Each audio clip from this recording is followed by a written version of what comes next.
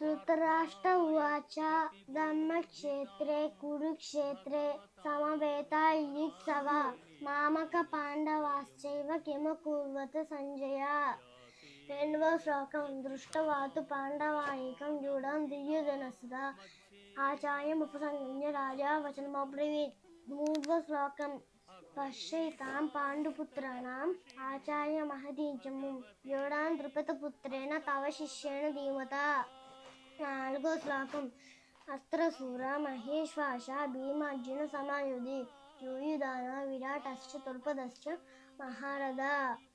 ఐదవ శ్లోకం వృష్టికేతుశ్చ కితానా కాశీరాజశ్చ వీర్యవాన్ పురీత్ కుంతి భోజశ్చ శైబ్యశ్చ నరపుంగవ.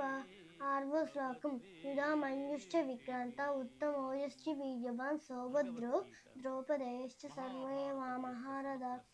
ఏడవ శ్లోకం